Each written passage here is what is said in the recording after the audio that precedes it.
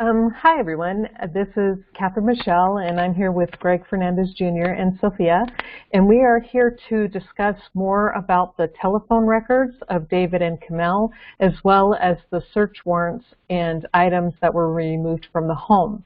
Tonight, we're going to start off with the phone records, and we're going to start with David's because this is still a little confusing. And if anyone out there works for or has worked for a mobile phone company and can make sure that we're understanding what we're reading, please leave comments, jump in, send us emails or whatever. The main point that we're finding out here with David's records is, as we know, he made his last phone call on November 18th. And that one I still find suspicious because the only other call before that was November 3rd. So between the 3rd and the 18th, there was nothing else done. I'm trying to pull up my records here so we can all be on the same page. Okay. I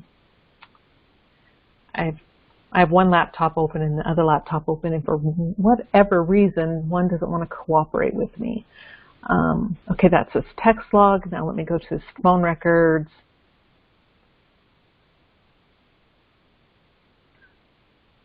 Yeah, okay. So what are the interesting things that you have found and have noticed, Sophia? Well, I was looking at cell location, which is on the, help me out here, the right, far right side. Yep.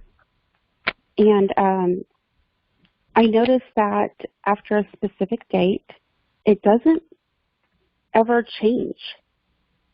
And the coordinates don't change, which means that he never left the area for that one cell tower. And it was pinging even after they passed away. So that would have to be near his neighborhood where his phone was. So I'm looking at, I guess, the 18th when he supposedly made that last phone call.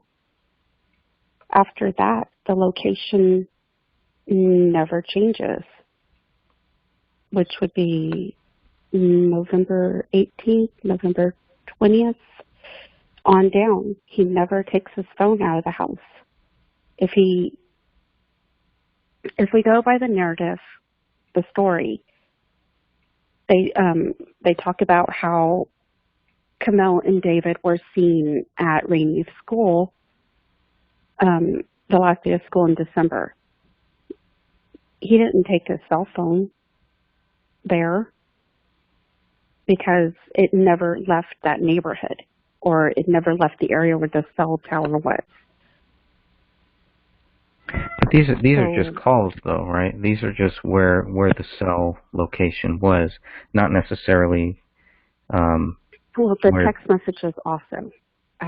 It doesn't change after a specific date. Which is, yeah, that's really interesting that the phone would remain right there.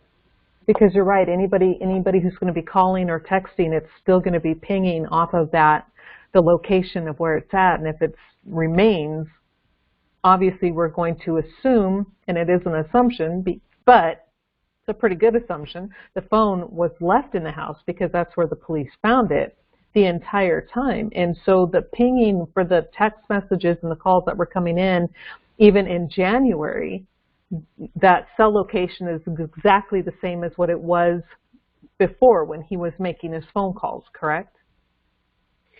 Yes, it is. And it's narrowed down to Minnesota and Apple Valley, but I wasn't able to get the exact location because for some reason my Google Earth was just not working for me in regards to that. But everything that I have learned in regards to cell phone and pinging, anytime, like as you said, anytime a text message comes in or a phone call comes in, it will ping off of that cell tower. And that's exactly what the police and their search warrants requested. They wanted the information of where these phones were at because they were looking to see if a murder was planned. I mean, it says it right there in the search warrants. The wording, and I'll go get it. Well, that's interesting. I haven't read the search warrants yet, so I'm way behind on that, but that is definitely some interesting wording. I'm trying to find the exact area of data store. Do you know what page? Cell tower dump.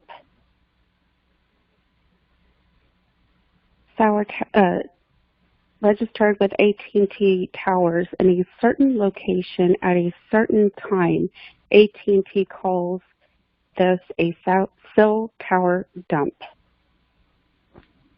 And they are looking for the longitude and the latitude for that cell tower. Yeah, okay, yeah, Greg just pulled it up and it says cell tower location information. Yeah. The geographical area of the crime. If you go a little bit further up, when cell phones make a call or receive a call, they will register with the cell tower in a geographical area of the crime. Now, is that on the search warrant, or where are you reading that from? Okay, that's on the search warrant. Is that's before or that's after? It's in the same paragraph. About 1, 2, 3, 4 sentences down. Trying to find. Do you know what page that would be on? Oh, I'm gonna have to go back because I had sent you a screenshot of that, and that's what I was reading from was the screenshot. I'm gonna try that, but it does say cell tower dump. That's what it specifically says. Yes. All right, I'm just gonna look that up. I'll get the specific page for you. I'm just gonna keep doing cell tower.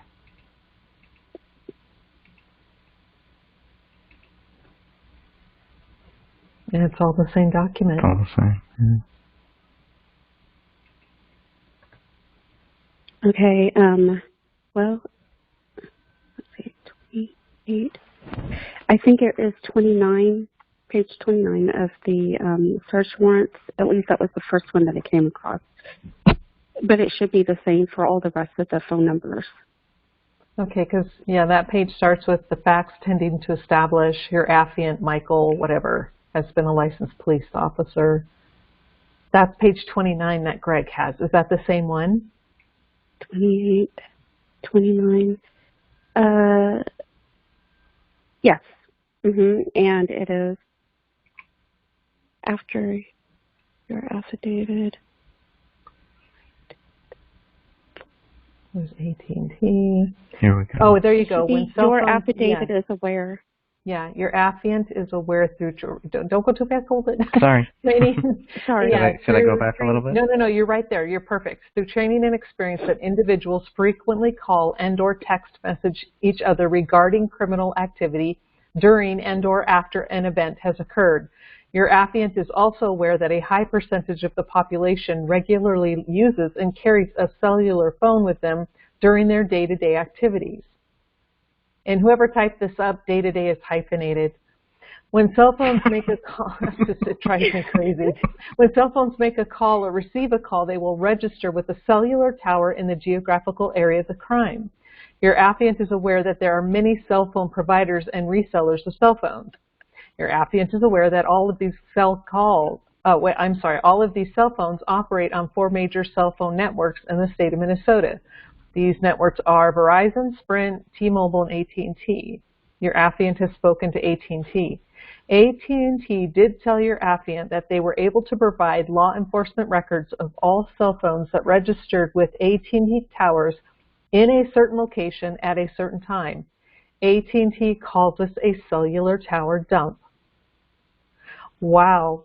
So they were looking exactly for that, and when they found that information that the cell phones didn't move, and especially, since they were subpoenaing that specific thing and saying that's what they were looking for.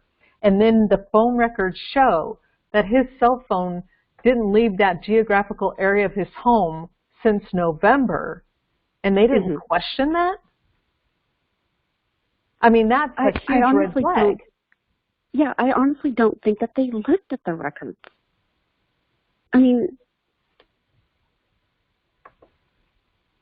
Well, yeah, and I agree with you, because when we're looking at these phone records, and this is something where anybody out there, if you can help us understand, but if I'm reading this wrong, please correct us. But on the screen right now, you will see item number 60, and then you see two phone numbers, one with the 00 next to it. And then item number 61, the same call but written differently, but with an F next to it. So what I am reading this as per, not as per, because that is not proper grammar. What I am reading this is per the instructions that AT&T gave us, stating that the one with the 00 is the originating phone. So the 507 number, we'll just say 0434, then dialed 4890, and then that number terminated at 4003. Oh no, I'm sorry. It forwarded to 4003, then terminated at the 4890. Down below you have the 4003 forwards to,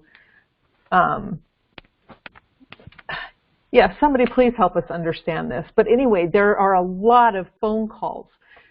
Yes, could you highlight? Thank you. That works. Yeah, with all of these. You will see the number that ends in 4003 associated with a lot of the phone calls between David, Kamau, and Kate Crowley. Now, why is that? Why are a lot of the phone calls being forwarded through or to this number? Doesn't make any sense. We can't figure out, you know, why the number, why the forwarding, and the person associated with this, what was their connection to the Crowley family? Because, you know, as you see Greg highlighting these right here, there are a lot of calls associated with this. Are you there? Did we lose Catherine? I think we might have lost her.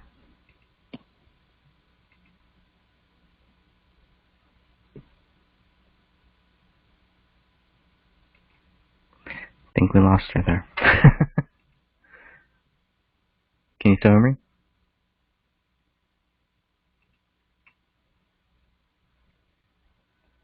Test 1, 2.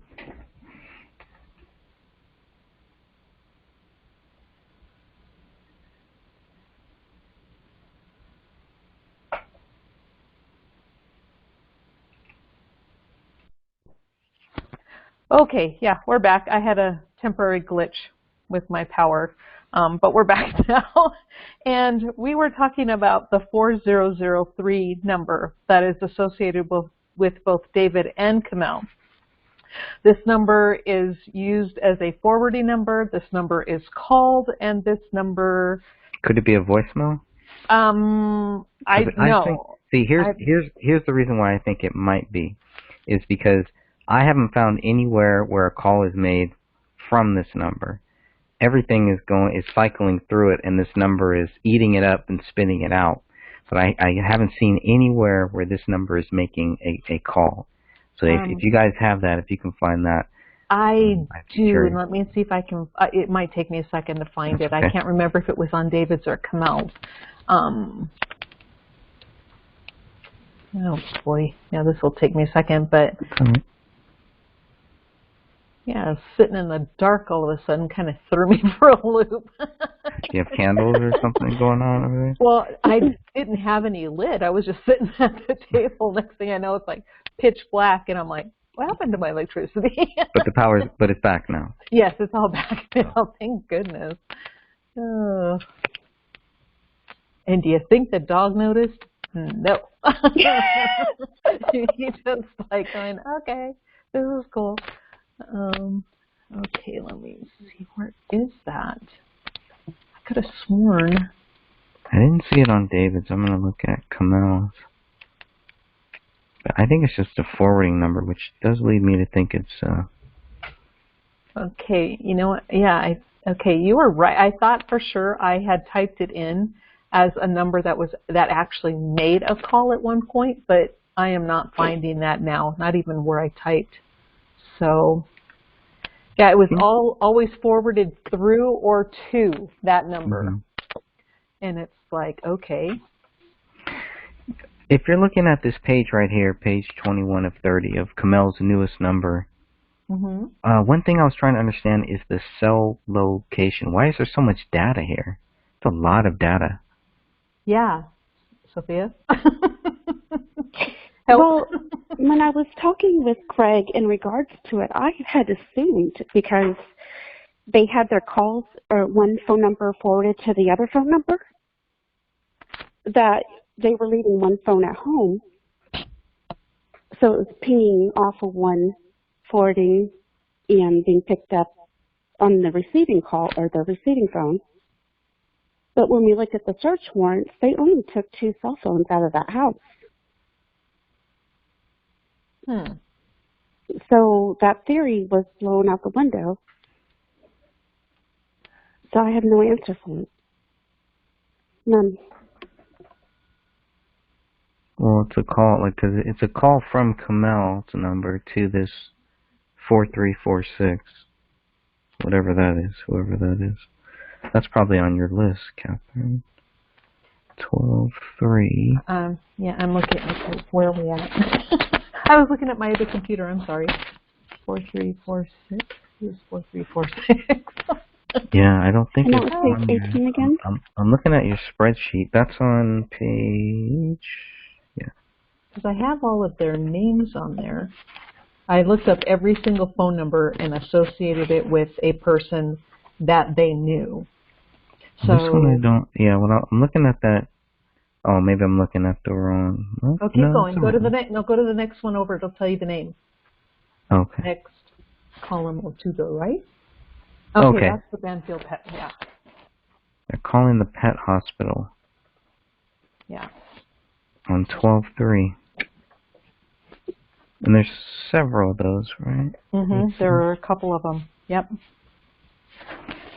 And that was with Kamel's phone? Yes.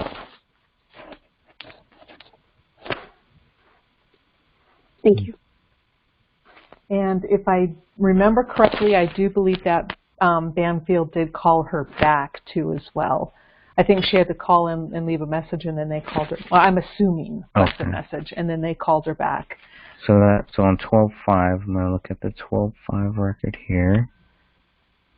Okay, that's her second call. There should be another one.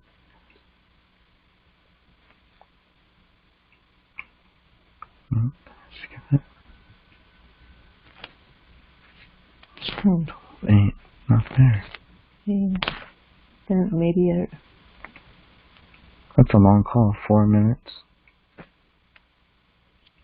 To the Banfield, is that what you're talking about?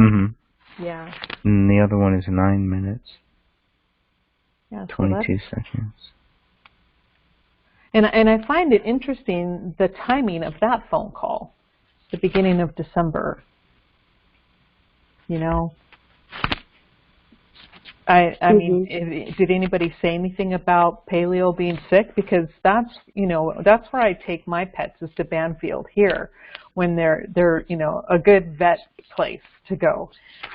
They have great doctors and everything, great veterinarians. So, I mean, was something wrong with Paleo? Did anybody in the family ever mention anything? That's a long call. Yeah, 13 minutes total to a veterinarian. And then another on, this might be a different one here. Is it possible she just could have been on hold? Well, are they that good? They well, keep everybody on hold? Probably. I'm just playing devil's advocate on this one. Well, it's a possibility. You're right. It is a long call. Yeah. But yeah, I mean, That's interesting. In December, a call is made to Banfield, and then shortly after that, they disappear or are killed or whatever it is that happened to them at this point. Because these phone records are leaving me totally confused because, you know, with David's last phone call being November 18th or the 3rd, depending on which way you want to look at it, and then his mom is calling him constantly several times after that, but he makes, you know, no phone calls. And it's like, why? And his cell phone remains in the same place. It doesn't move. And you said, what time was that? Was November what? I believe 18th. I need to go back and click on his records. Okay. I'm going right now. So a lot of that is like all about the same time. All communication from David ceases in November. And the police didn't see a problem with that, or at least I see nothing in any of the records where they question that silence. You know, that's 2 full months before the bodies were found. That's a long time. I don't believe it changes after, and I gotta scroll back. 11/20/2014. And I'm just scrolling down to double check. Okay, so you do show some movement between the 18th, which is still the same time frame. That's still, you know, where he basically is missing incognito, whatever you want to call it, in November, not at Christmas time, which is what they're trying to say, or New Year's. It's like a whole month before that. Well, what about this one on Thanksgiving, right? This is No, there are no phone calls, texts, or anything on Thanksgiving at all. To nobody. 12/26/2014. Let me see. Find 12/26. Are you looking at David's? David's, yeah. Okay, let me go there. I'll pull down here. So at 11/26/2014, I'm not sure, it's only a 58-second call. But it looks like it's from David to 4781. Yeah, and the reason why let's see, hold on, who's it to? I'm trying to find out. Oh yeah, to Michael Moran, the muffler shop. But I know Camille was talking to them. Let me see. And that's why I kind of think the other thing that I also think is that David was using both phones. He was controlling both phones.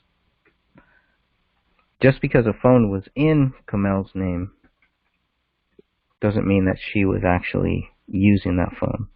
Now, that's until you look at the actual records of her phone calls and who she's calling, right? And then there are several times where you can see that she's calling people that she knows, or that phone number is calling people that she knows, not necessarily people that David knows. Right, and that's what I found to be true for the vast majority of her calls. So I would not, by looking at her phone records, I would not assume David had any kind of control over her phone. She had it. She used it. She took it with her.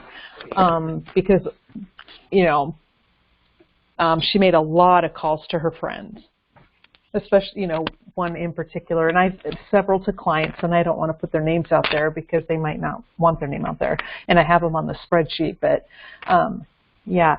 Can you go down to on the next page, Greg? Because this one stops at 12:16. I want to see the 12. Oh, what happened to 12:26? For David's? Yeah. What happened? Oh, maybe my screen just wasn't showing it. Maybe because right now they're in January. So now that those are texts, go back up. Those are texts, yeah. So you want these, but these start. This is it's right at the bottom. Yeah. See, that stops at number 59 on 12/16, and then the next one starts in January. Right, but on Camel's newest one is where you probably what you're looking for, right? This. 12:15, and then the 12:15. Let's go. No, and then 1:08. Yeah, because her one. cell phone tends to go silent more toward the middle to the end of December, where she stops communication. But David is in November, so it's like there's a whole month difference. And most of the phone calls that Kamel has on her phone, other than the muffler shop, are either to people I'm assuming are her clients or to her friend. Everything else, I mean, I see 1, 2, 3 calls to a muffler shop, and one number which I couldn't trace at all, so I figured it was probably a spam, because people get spam calls on their cell phones. And then the school, and then the rest looks like clients. So yeah, she goes silent relatively quickly. December 15th, I think, or yeah, that's what it looks like. That's the last one. That's the call I show as well. And then the 8th, then it goes to 1:08. Yeah, then the 8th is when the school starts trying to call her. Her client then starts to try to call her. The school tries to call her. So the school actually does make several phone calls. I thought they didn't call at all, but they actually made 1, 2, 3, it looks like 4 separate phone calls. 1, 2, 3, 4 or 5 separate phone calls to the family. Why they didn't come out there, I have no idea, but at least I felt better knowing that they at least called. Oh yeah, definitely. And she had just started too, right? She was only, a couple months in from September, possibly? Mm-hmm. Yeah, because usually after Christmas break is when they start the second semester. However they do it anymore. But yeah, usually school starts to Christmas break, and then after Christmas break to the end of the year is how we used to do it anyway. Mm-hmm. What if there was a call? Remember that incident that happened in October, I believe it was, with Rania? I do not see. There should be a call. Should be a call to the school, from the school, to one of these phones. I think it was the week of the 16th, wasn't it? Oh, a lot happened that week. Okay, I only had the phone records for her new phone. That would have been on her old phone. Do you have those, Greg? I think it would have still been on there because it's. Because you see right here? Yeah, the 22nd. So it's not on there. Yeah, okay. If it was the 16th, it would be on her previous phone. Okay. Because I did not get a chance to log all those yet on the spreadsheet. Okay, so here's Kamel's old phone. 10-1, 10-9. What's the number that we're looking for? We are looking for... Should be an originating number. A 5183, ending in 5183. 303-5183. Okay. 5183.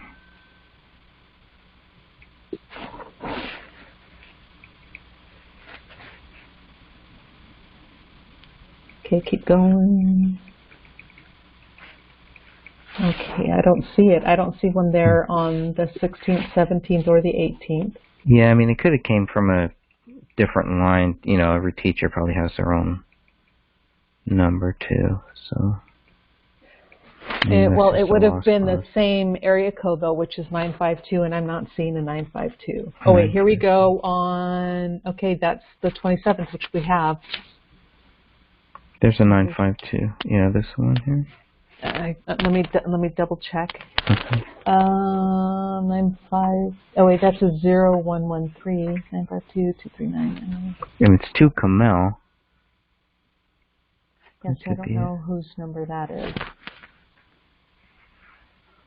But anyway, I mean, anyone out there, if you are looking at this and you can explain to us what these, how they are logging these calls with the 00 and then the F underneath and then the 2 numbers and the terminating number. You have 2 originating numbers, 1 terminating number. Please explain that, because this is kind of where things get real mucky. And once we get this figured out for sure, I think it's going to answer a whole lot of questions. Is there anything else you guys want to say about this?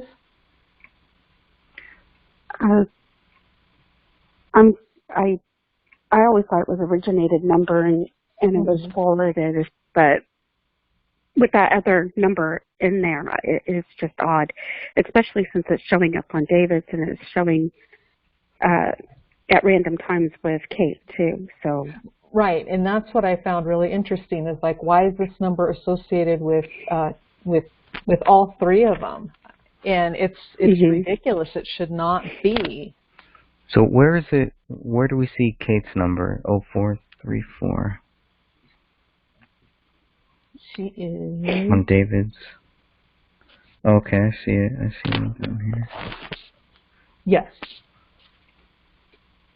Okay. So let's look at that. So she's calling David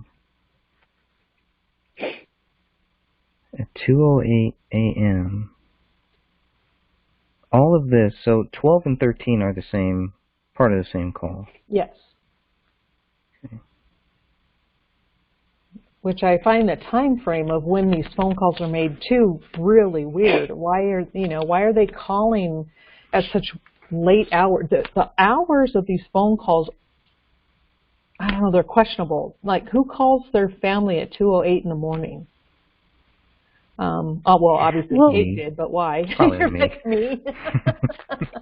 Yeah. Well, the story that was told on the internet was that Kate was an alcoholic and she was calling David and Camille at really weird hours. I believe that's in the email that between Camille and Allison. Mm-hmm.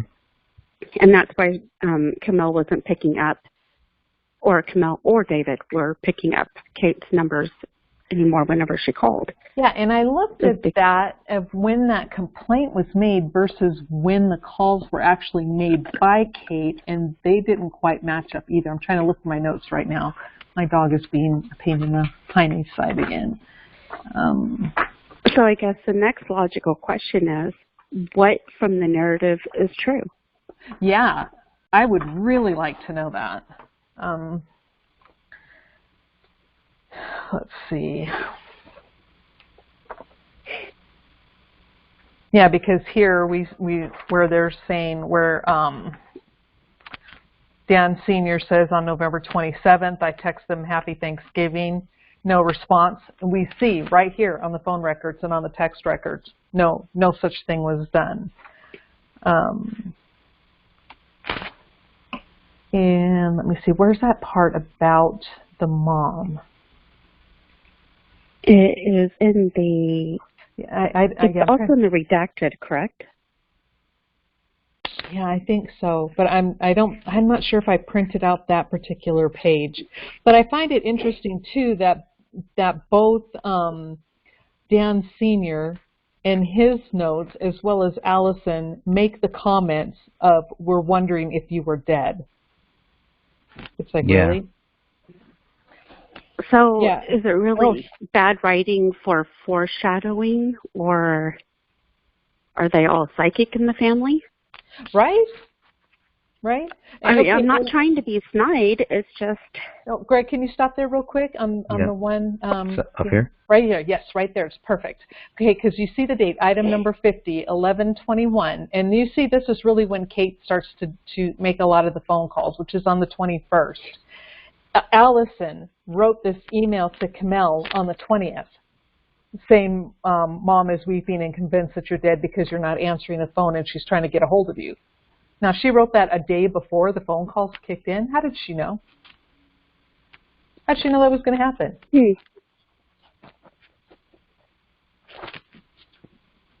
So that's what I found. Yeah, that's what I found interesting as far as that goes, because, when you start comparing what they give as a timeline and their emails with the timelines on it, the dates and the times, and they don't match the phone records, something is wrong. Yeah. That's a really good question. Yep, so keep that in mind, everybody. Allison wrote an email to Kamel on November 20th, Thursday, November 20th at 2:01 in the afternoon. And she's talking about how their mom is constantly calling and crying because she thinks they're dead. And why are they not answering her? But when you look at the phone records, you don't see Kate starting to call until November 21st, the next day after the email is written. That is interesting. Do you want to head over to the search warrants now? Because we have a lot to cover there. Yeah, we do. Okay. Flip into that document. And you two take it over because this I have not read. I want to learn from you what you found out. I'm still going through it. I mainly was going over for the phones because I was trying to figure out exactly what the officers were requesting, what they legally could search for. And it turns out they could search for deleted information, not only messages for the phone, text messages, voicemails, information like that, but for the computers too, they could look at social media and like instant messenger, Facebook Messenger, that kind of thing. They could look for deleted messages through there too. Their search warrant covered the gambit, basically. Covered everything. So, for anybody saying, oh, what if David deleted these messages or deleted these call logs, the police would have been able to find it because their search warrants were covering this information. They would have dug in there. They had the programs to look for this information. I just don't believe that the calls were made. They put proof in there of the messages that, for instance, we were just going over with Kamel and Allison. They put that proof in there. They put text messages in there. Where's the message that supposedly happened for the pot that happened on December 19th or 16th, excuse me? We just don't have that information. It was never put into the police report. Yeah. The call, that is a big thing. It's a problem. Well, and when we start seeing all these other issues rising up, like the calls not lining up with what's said in the police report, it's a problem. I do think those calls were actually made. I do. But now you're forcing me to find the proof, though. You're always asking us for proof. That's right. But now I gotta go. I welcome you to find it, please, because Catherine and I have been racking our brains on this one. I'll find it. I think it's out there. I don't think they would say that. I mean, I don't understand where they got that unless it was from an informant or something, why they would just say that all of a sudden, hey, we were told this. Okay, well, they go and they find that it's true. If these records, if the phone records that we have don't show that those calls ever took place, but you have people that are saying that the calls did, you have officers that follow up on it, and the calls, the person that they say made the call, it turns out to be true, then that to me is a strong indication that did happen. Well, okay, can you hear me now? Yeah. Okay. My computer went out again for a second. But when the phone records, you have to, I don't care what people say. You can have 30 people telling me that they saw the moon turn green, but that doesn't mean that the moon turned green. And they're saying that David called Chris Peck in December looking for pot. The only phone call that I found on all of the entire phone records was made to Chris Peck on November 18th, the last call that David made, was the one and only phone call to Chris Peck. And then I do believe Chris Peck sent a text to David. Let me double check that. Yes. Yeah, saying do you have any something like that, right? On November 12th. Oh, okay. And yes, that was it. There was a text on November 12th from Chris Peck to David, and then David made a call to Chris Peck on the 18th of November. And that's it. That is the only communication I found between those two in 3 months of phone records. So when people say he was his pot dealer, I don't think so. The people I know who buy pot don't buy it once every 3 months. I mean, you have Chris Peck who's saying that. I don't care, Chris Peck. I will take him on. No. Because according to the phone records, that didn't happen. And what? He must have some really lousy stuff if somebody's only going to buy from him once in 3 or 4 months. Okay. Okay, and to also rebuke the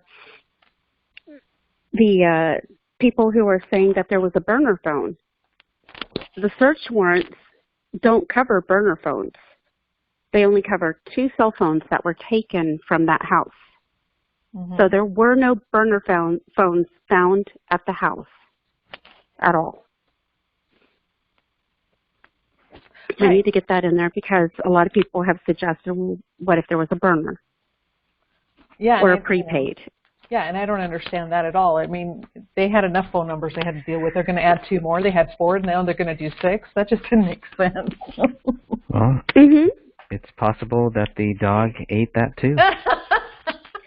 There you go. Problem solved. There you go. We're just going to blame everything on poor Paleo here. Why not? Yes, if he could digest all those bones, he could digest metal. Yeah. He probably cleaned up some of the crime scene, too. There you go. That's it. It didn't leave any paw prints. He was perfect. He's a great little house cleaner.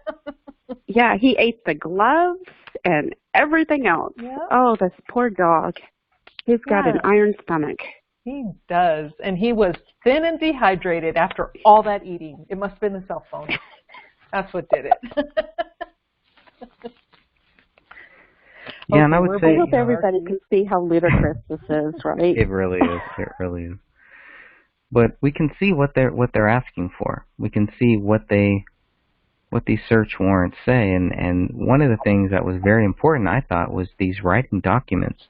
They're looking for anything. You know, they're supposed to go through all of this stuff, anything, everything that's there. And unless somebody is going to say, I mean, and we have that, people are saying that the police miss things, that the investigators miss things. I have a hard time going with that, too.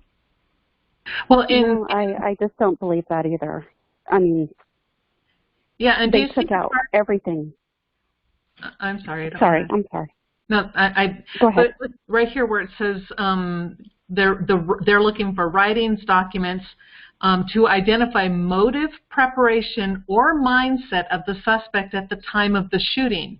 Right. Now, what did the detective find when he did all of his investigation of all the computers and all the writings? No motive whatsoever. Nothing. That's it. And he didn't find any imaginary journals either. Exactly. Yeah. Sorry, once again, not trying to be snarky. It's just the truth. Yeah, There's no proof. And I think that's why it's so important for people to look at these 87 pages here, and you can see exactly what they were searching for. You can compare that to what they found. You can compare that to what they took in and to what they did with it. And you can see how much data that they went through. They spent a lot of time going through this data. No motive. Nothing there. Nothing there to show them why David Crowley is guilty. That doesn't mean that people can take these things and try to create a motive, try to act like they know better than what the cops do, and create some type of motive, but that doesn't make it true. And so I think it's very important for people to really go through this before we start talking about what the police miss. I don't think they missed anything except for the bullet hole and a bullet that rolled out. But they found those 2 days later. I don't believe that they missed any writing or anything on the computers, all of this stuff here, I don't believe that they missed anything that gave them motive. Even what they missed, the 2 bullets that they missed did not give them motive either. No, because they still can't even tie that really to anybody. Right. You know, right. it has a little bit of David's DNA, but definitely not his blood, brain matter, or hair. So that they can't even prove that it was the bullet that killed him.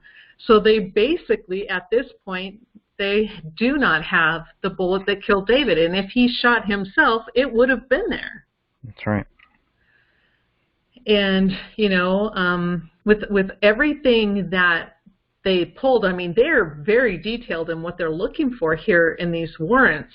And then the one detective who actually specializes in that, so he would know what he was doing.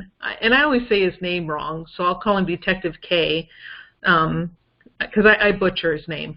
But, you know, he spent a lot of time going through all of these devices, and he came back and said, I can find no motive. So what led them down the path with no motive? David goes silent in November. Kamel goes silent in December. Bodies are found in January. No motive. And people who are saying that they contacted them is not backed up by any of the data that they have or any of the records that were provided to them.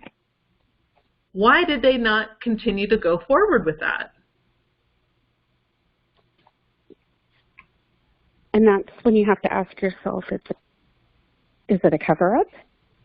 Was this all staged? I mean, what's really going on here? Yeah. Why weren't just logical questions asked about this case? Yeah, and you said a mouthful, because I really don't see any questions being asked whatsoever. They did go to the neighbors and did the little, oh, did you hear anything type of thing. You know, it's kind of, and I see that as a CYA. And, you know, did you talk to the neighbors? Well, yeah. But they didn't even really follow up with any of that. You know, it took them, when they couldn't get a hold of, you know, the neighbor was Brett Millay. And so they just kind of let that roll off until they finally found him one day. And it's like, there was no effort put into this case at all. So they ruled it a murder-suicide within 2 hours, basically. Is that what we... No. They're not ruling it a murder-suicide. Okay, so I'm wrong. I'm wrong. No. We're going to go back and forth on this, Sophia. Greg has one report that goes within 2 weeks. I have the police report. I have the secret document, yeah. Yeah, but again, the reporter who the police never countered said that the police chief himself said within 2 hours. Because it was that report was actually written very shortly after the murders. So it definitely was not written 2 weeks after the murders. So I'm going to go with the 2 hours. So but the detectives didn't even arrive at the crime scene. But until after 2 hours. When you look at those news reports, we have to look at how often they actually update the same one. Meaning they could have updated it later. It could have started out where it's just, it's, you know, we don't know what's going on, blah, blah, blah. And then later on it was updated to where, well, they think it's a double murder-suicide, which they publicly stated 1 day later. But that, just because they stated that in public doesn't mean that that was the first time that they thought about it. So sometime between whenever they find the bodies and whenever it's made public, we don't really know exactly when they said, okay, we think this is a double murder-suicide, the public is not at risk, everybody's safe, blah, blah, blah. It would be very important to get some clarification on that. But that's treating it as a double murder-suicide, not concluding it as a double murder-suicide. Well, you think that there's a difference. I do. But most of the time there is not. I do. I think there is a difference. Again, you would think so, but that doesn't always mean that there is. There are times when they decide, and it's sad, and most people don't want to hear it or believe it, but they predetermine what the case is going to be before they even step inside the scene. And there is a lot of proof that would help back that up. Mm-hmm. I definitely see that. There is a lot that would show, well, if they really wanted to do a thorough investigation, they would have done this, they would have done that, they would have looked up, saw the bullet hole, blah, blah, blah, all that. That's another reason, that's another reason to think that how quickly they came to this theory and they started moving with that theory. I think once they go ahead. No, and then they just didn't ask any other questions in regards to this case. The phone records, the DNA, everything else that we've come across. They didn't look any deeper. And that's very, very disheartening. Well, I would say we don't have any documentation that shows that they didn't look deeper. I'm not necessarily certain 100% that they didn't. At some point, they have to look for motive from other people, right? I mean, in their conclusion, their whole conclusion is based around this fact, their theory, their opinion, that because they couldn't find that anybody else could have done this, that David Crowley must be guilty. That would lead me, first of all, to think that they did something. They were looking at the possibility that maybe somebody else was involved, right? No? We have unknown DNA at the crime scene. We have a slider that's open, well, partially cracked. We have a phone that never left after November 20th. I mean, yeah, you have three dead bodies. Mm-hmm. You don't walk into a house and think one of those dead bodies killed the other two dead bodies, looking the way that those dead bodies did. Yeah, exactly. So, I mean, they came out and said that the public is not in danger, and then they just conducted the case from then on as a murder-suicide, and then didn't ask deeper questions as to who this unknown DNA was for. Right. Or why his phone never left, or, I mean, just, there's so many questions. Yeah, well, and let's go back to, when they went silent. Mm-hmm. They didn't even look at that, and it's so blatant on his phone records. You can't miss it. But here, yeah, I'm looking at this news article again, and it was published originally January 19th, but updated on November 16th. But I think they updated it with the in a dark place, because that's when they start to, or down farther, is when they start to talk about.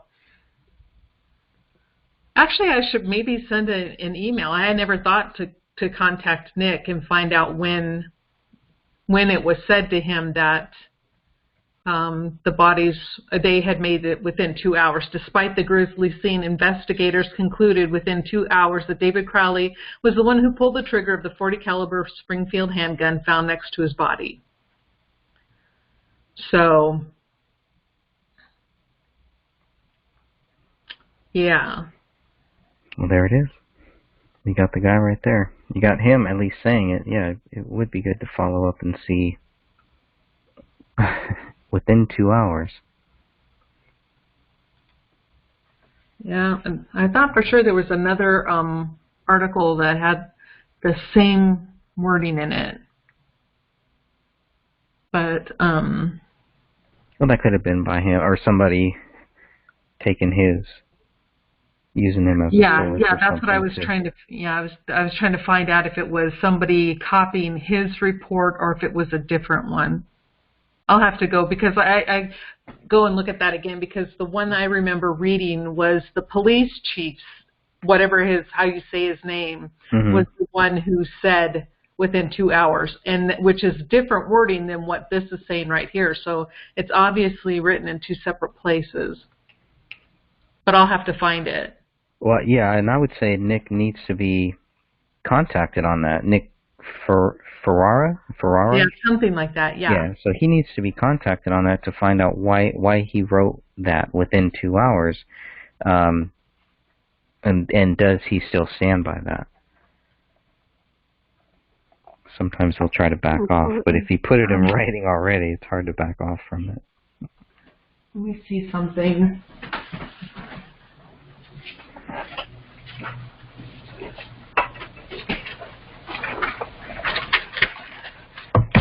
Yeah, because I know at one point I did talk to Nick, but I'm trying to see if I remember if I even asked that particular question. I'm not sure I did.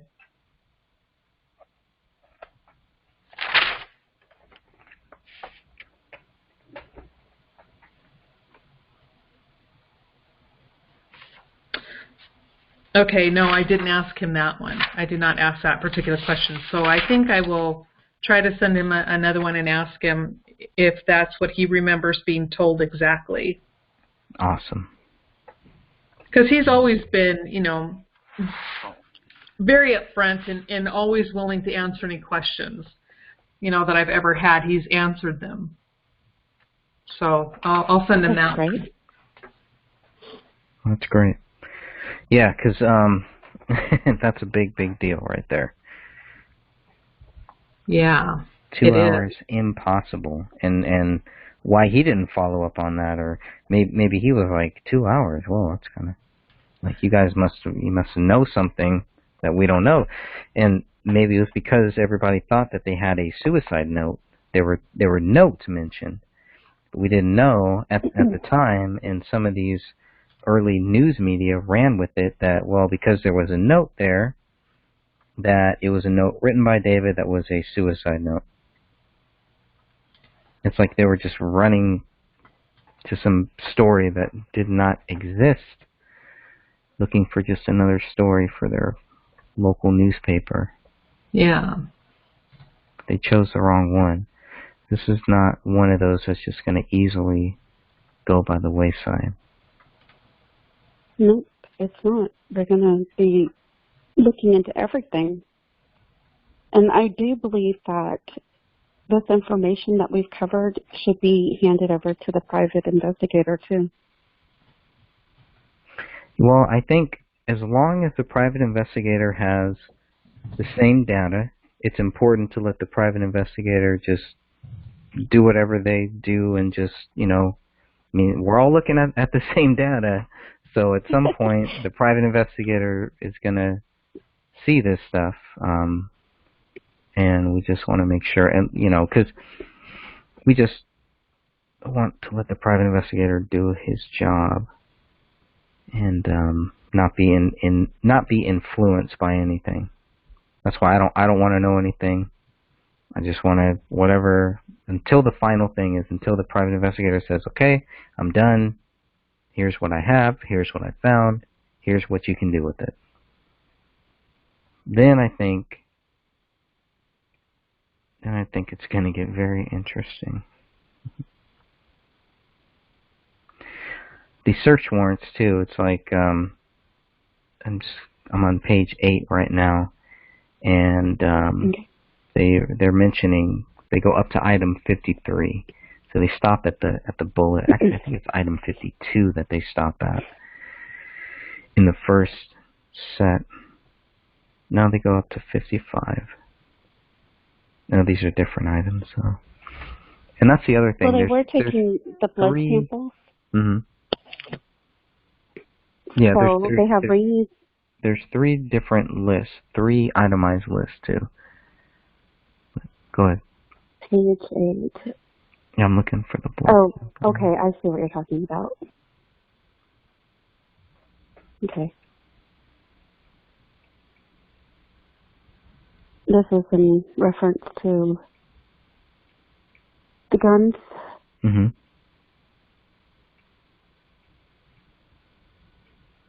Okay. That's just a different number on there. I thought you were talking about, there was a different area, that's on the property, the evidence that they took from the house. Mm-hmm. And those pages, they go from one bullet to the blood samples that they took from the bodies, and then it goes to the other bullet that they found in the attic. So that's what I thought you were referring to, and I apologize for the confusion. No, they do have those too. there are those where it's like, I think the first one stops at 52, then the second one has 53, and then all of a sudden 57 is there. And they just, like, if people who don't really understand that these were found at different times, they wouldn't even know it. They would just think that everything was found at the same time. That's why those have been two of the biggest things to really get people to kind of second guess what the police told us, because you have all these strange things. And those, to me, are just two of the biggest ones. I think when we get into the phone records, into the financial records, into all of these other records, it kind of, there's more questions for some of this stuff. But with the search warrants and all that, I think it really helps us understand what they were looking for, what they had a search warrant for. And there's a reason why they chose these things. It wasn't just, well, this is standard, let's go for this. No. There was a lot going on. Reading these search warrants, it seemed like there was a lot going on that led them to want all of this stuff, to want these search warrants, to what they were looking for, and how vague some of this stuff is for what they're looking for. All writings, all computer data, all phone numbers, all of that stuff. Some of the stuff that they got, like Chris Peck, the whole Chris Peck thing, is like, somebody had to have told them that. Where's the detective work or the police work that got them to where they found out that Chris Peck had called David Crowley, if that was true, or David Crowley had texted him? And see, I just, I'm beginning to wonder if the police just believed them. But who was feeding? I mean, this goes back to the thing that someone was feeding them this early on. Who was feeding the police so much stuff? And we could go back to the very, to when the bodies were actually found. People are feeding things to the police on and on and on from the very start. Right. Now, whether that's purposely or whether it's just because that's how they are, that's a whole other thing. But, I mean... Yeah, because one look at these cell records, if they had looked at them and looked at the names, yes, it took me a while to do it, and Sophia too. Without her help, I wouldn't have been, it'd take me a whole lot longer to finish it. But, if they had even begun to look at the cell phone records and then looked at the notes from the people who were talking to them, they would have known right away it wasn't matching up. Or maybe they know something we don't know. I mean, there's no doubt that they looked at these records, right? I don't have any doubt that they actually went through them, and so they should have seen a lot of this stuff. Maybe they found the answers that we don't have. Whatever those answers were, again, it doesn't lead them to think that David Crowley is guilty if they found those answers. But there's still a lot of weird things like that with these phone records. I mean, to me, that's been the biggest thing that I've been just, having nightmares about, just trying to figure out what am I looking at here? Yeah, and you're too kind-hearted, Greg. You give them a whole lot more credit than I'm willing to, because, when I type this out, and as I'm looking at each line, and then I remember what is written or told to the police by others, I pull that out of the police reports, and I look at these phone records, and they don't match up. Then that tells me that obviously the police did get the records because we had them from the phone company, but did they actually look at them? I doubt it. Because if they did, to me, that would be a blatant closing of their eyes and not investigating the case. And if they just a simple follow-up call, would have done. Yes. Say, hey, because it would have been in their supplements. Called such and such back to double check on the dates. Maybe they had something wrong, but we don't see any supplements being updated or anything. Correct. So I have to question it, just like Catherine was saying. Correct. I see them not doing their due diligence in checking out the information they were given. Now, maybe they felt that they could trust who was talking to them. I don't know. I'm not saying that the police did it out of malice. I'm just saying it happened. They didn't check it out. But why? Don't know. Is it possible that they checked it out and just didn't find anything? Well, we're looking at it and we're finding it. So I don't believe that. But you're not finding anything that would help prove David Crowley is guilty, and that's all they would be ordered to look for. Nothing else, right? Right, exactly. I find nothing that David is guilty, but I find a lot of questionable responses from the people who spoke to them. When you have people who say, you know, hey, I got a call, or I text them, or, you know, we talked to them on this certain date, or he contacted me to buy weed. Yeah, right. When only 2 phone calls in a matter of 3 or 4 months. Well, 1 phone call and 1 text. Yeah, I don't buy it. They dropped the ball.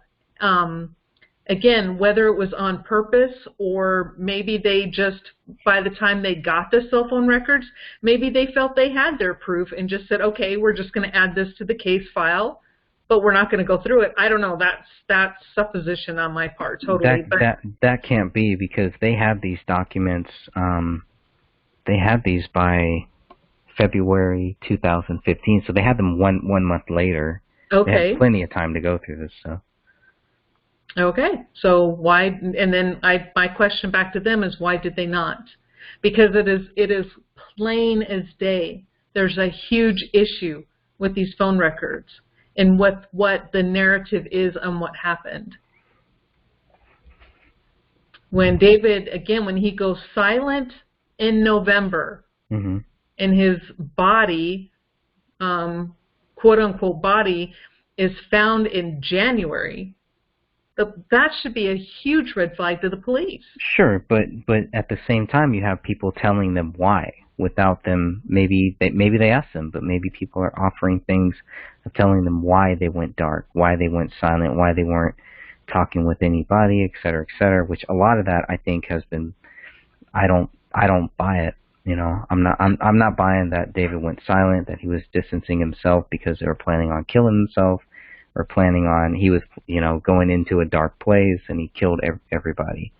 But and I agree. I mean, I agree. I don't see this where he stops communication on his cell phone as any indication of that, because all of his writings and everything else up to that point or whatever was always positive, always looking forward.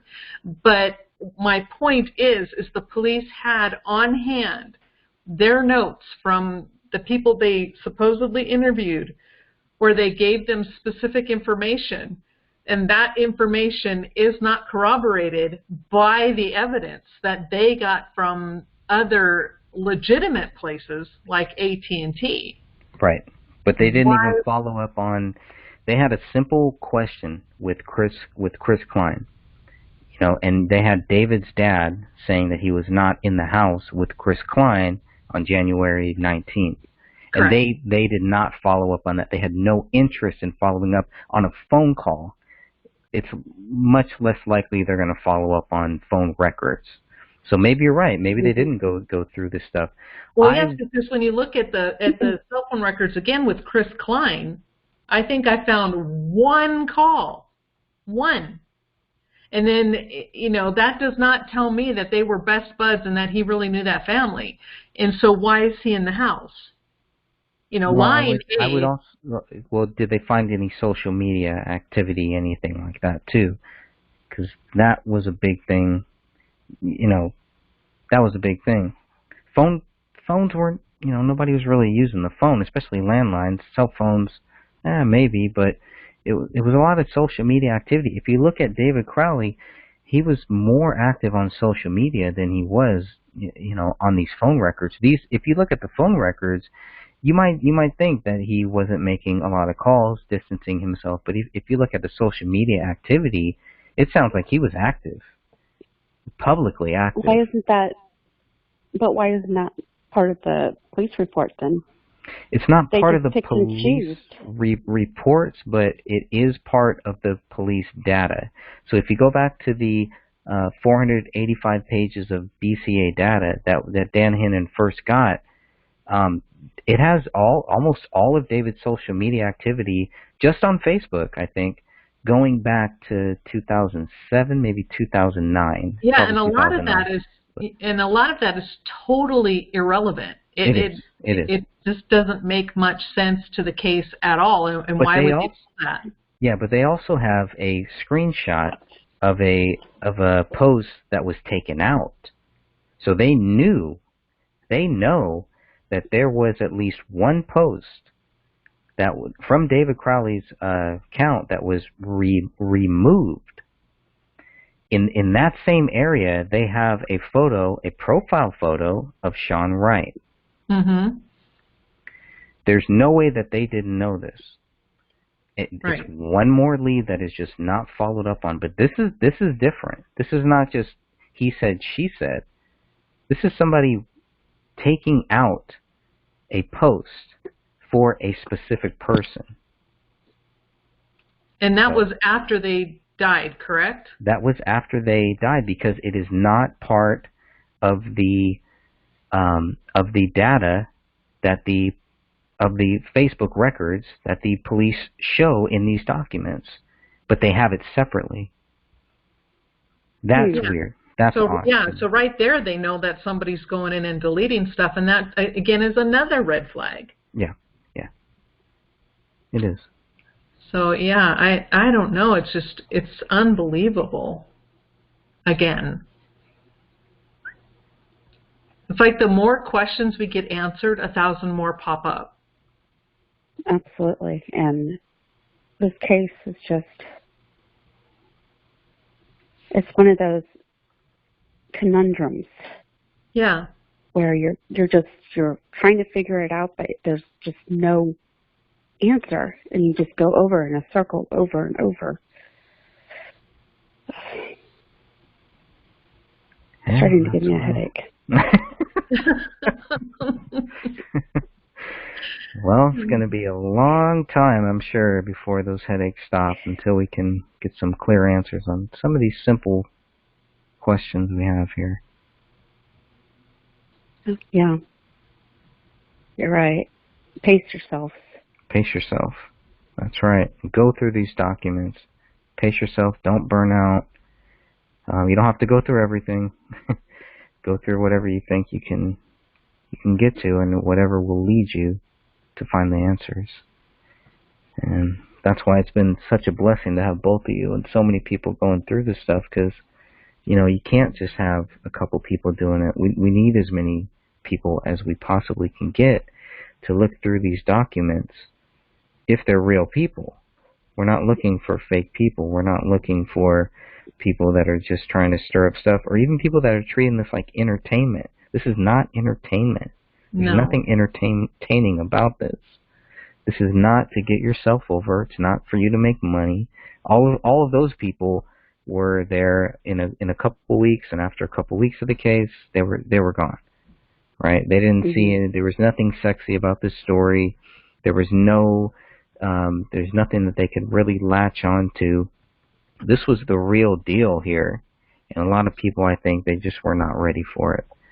It was all supposed to be fun and games, and we're going to stand up against the government and blah blah blah, and all of a sudden it's like, oh well, this stuff really happens. There's real cases that you can look at and have a lot of questions about if this is a real killing, or if these people were killed. And we're not just talking about 3 random people. When you're talking about a child, when you start looking at what happened to that 5-year-old child, that's just like, It's stuff of nightmares. Yeah, it really is. And the fact that so many people are just willing to just move on and just give up and just shut down and just turn a blind eye to these simple things here. That's frustrating. To me, that's very frustrating. And I lost a lot of respect for a lot of people. But it was weird because right before all this happened, I was kind of questioning people and kind of going through my own spiritual journey, and I prayed about it. And I prayed about, God, if, get me away from these people if they're not real. And I'll tell you what, I found myself alone, except for Dan Innan and a couple other people. I was like, yeah, that's just, I'd rather research this with 4 or 5 real people than research it with, hundreds, thousands of millions of people that are just in it for their own gain and not in it for the right reason.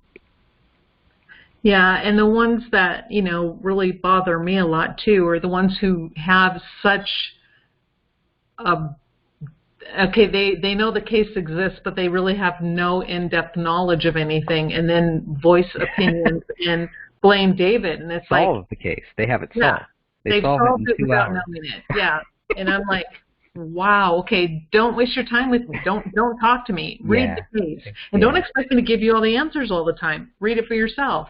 That's something I learned a long time ago. When you go out of your way to gather all the information to show somebody who says that they want to know an answer, but then they don't read it, they constantly question it, and then they deny the proof that you give them. It's like, don't even waste your time. Go away. Yeah. Life is That's too short. The most frustrating part. Yeah, that's why I'm like going now, well, you know what? If you think I missed something, you do it. Why aren't you sending it in? Why aren't you contacting these people? If you think that and I'm not saying I do it all right. So if I have forgotten or I haven't done it in the way you think it should be done, then get off your lazy butt and you do it. Yeah. We've got our hands full here. We don't, we spend a lot of time on this, a lot of our own personal time. And like you said, Greg, we can't do it all. It's just too much. And, a lot of people don't understand that we have families. Right. So we can't look at this case 24/7, although we have invested a lot of hours and a lot of time, and in some cases a lot of money in this case. Yeah. And all we're asking is that we get fresh eyes to also be looking at these records, to also go through, and whether they share it, that's on them. But at least if we have people looking and offering help to answer our questions, we'd be so grateful. Mm-hmm. And to have just any answers, especially with these phone records, with the questions with the 00 or these weird numbers showing up, it would really be a godsend to have those answers for us. Yeah. So we can move on to something new and start dissecting that information. Right. Yes, I'm putting this up here. Page 1 of David's newest phone record. Help me understand items 1 through 4. That's all I need. Okay. Well, that's not all I need, but I need to start. I can't even move on to anything. Well, maybe this happened. Maybe I can't move on to anything with the phone records until I can understand that flow. So I'm trapped. Help me. I know. And if somebody can help us understand, this will, I think, unravel a lot. Yeah. For everybody, not just us, but for the entire case. I hope so. And all right, good peeps. Going back and rehashing, they only took 2 cell phones out of that house. Burner phones were not found in that house. And they went through everything. They searched it. You're right. They went through everything. Yeah, there were no burner phones and there were no landlines. And there were no writings either that they didn't find, that they didn't go through, according to what they're saying. Thank you. Correct. Yes. It's all no there. Magical journals. No magical. There you go. No. Mystical journals. There we go. Yeah, unless it showed up like the bullet hole in the ceiling No, I'm not sure. Hey, I don't think it's there. that's where they found that journal. The bullet was on top of the journal in the attic. Now it makes sense. And Now I think the burner was right there in the bullet hole. there you go. It was attached to the trusses of the roof. That's why they missed it.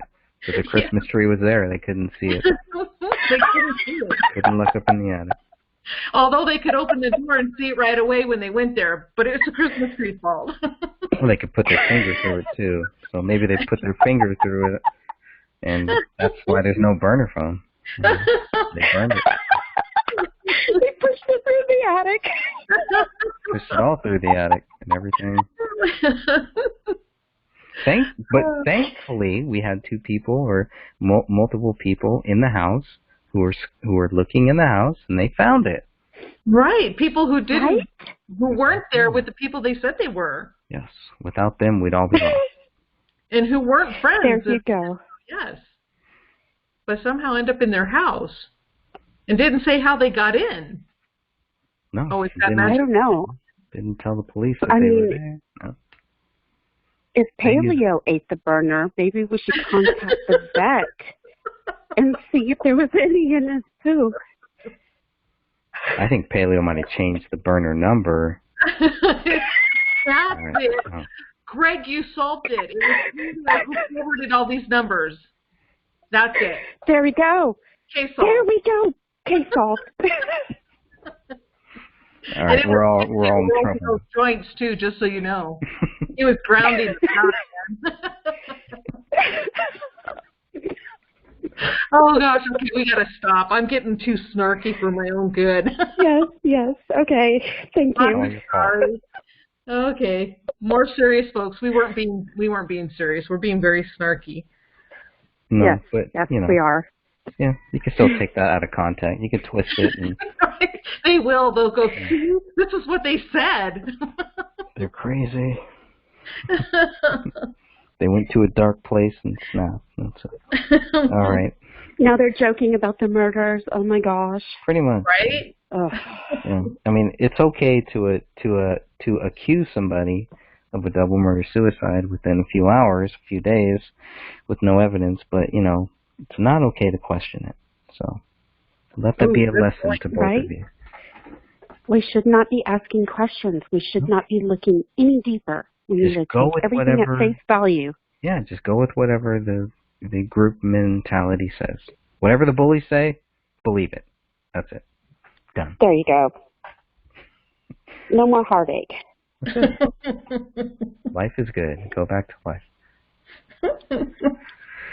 Well, I think we're going to choose the other way. I think we're going to keep looking into this, you know, maybe another couple hundred videos and a couple hundred articles and, you know, just whatever we can do to keep this case going until we can get to the real answers, right? Get this into the real hands of some people that can really help us, that can help get some answers, that can help, at the very least, to change this case to where it isn't, to where people realize that David Crowley was never proven guilty. I think that's one of the biggest things that is getting missed here. That is the most important thing. Is that from the very beginning, this has all been about proving David Crowley guilty. They don't have any evidence to prove David Crowley guilty, and in the end, they claim David Crowley is guilty. Yep, and a dead man can't defend himself. And they cannot prove a dead man guilty. And they know this. And they know this. All right. Any final words? Anybody? Well, just thanks for doing this. And Sophia and Greg, you two have a great night. All right. You too. You too, Catherine. Okay, well, have a great night. All right. Good night, everybody. Good night. Bye.